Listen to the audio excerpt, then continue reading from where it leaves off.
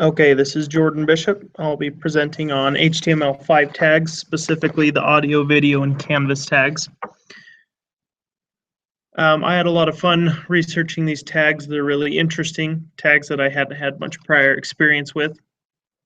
But we're going to start with audio. Up here on the screen, we'll see some coding of some the use of the audio tag within HTML5. You can see that it pulls up what is below. There's some simple controls, a play and a pause button, some the track of the progress of the track, and then volume control. And a link to try this out is below. I got this from W3 Schools.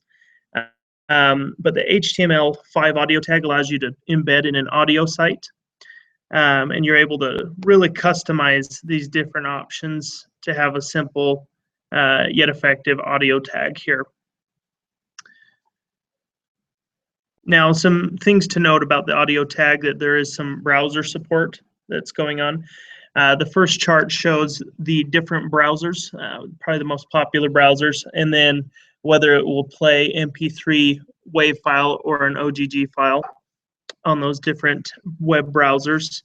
On the second below, this is the different media types.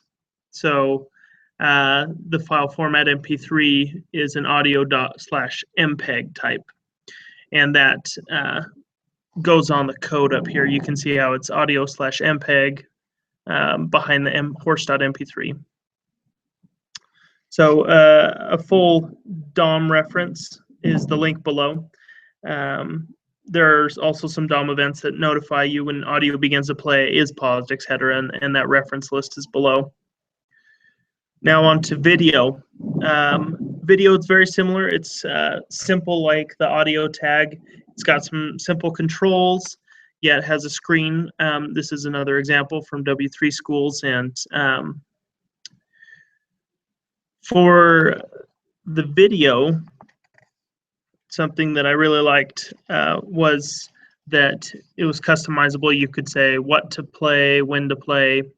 There's a link to video with controls, uses some JavaScript, but for the link to autoplay, that's just straight HTML, and when someone enters your site, it will just automatically start playing the video.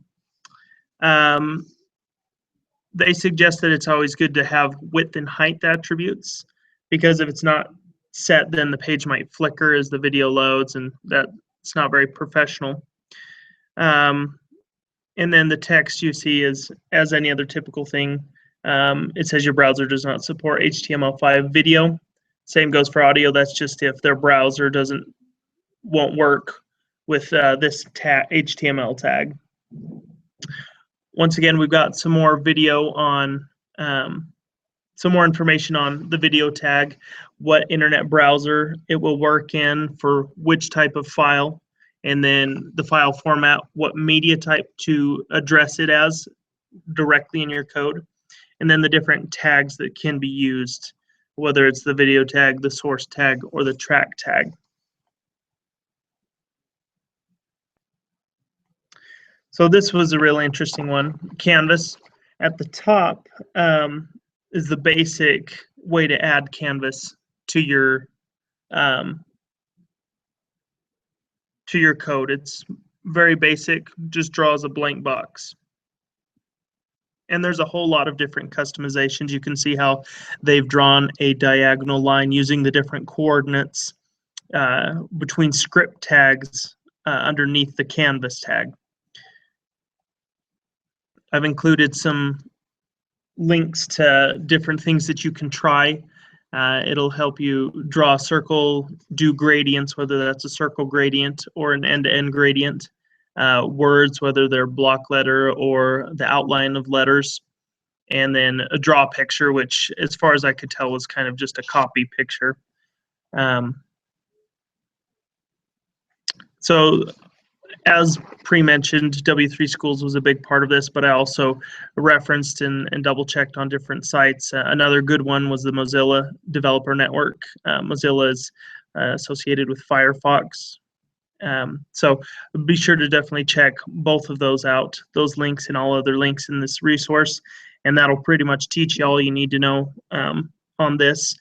I went ahead and just pulled up in my own code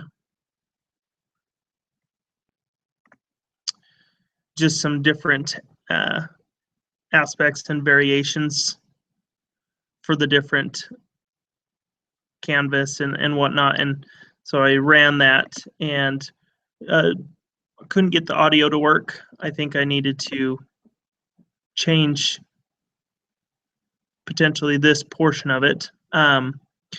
Anyways, so it's got the gradient in the video, the audio play video. That's my son right there. Anyway, so hope you guys enjoyed this, and we'll talk later tonight. Thanks.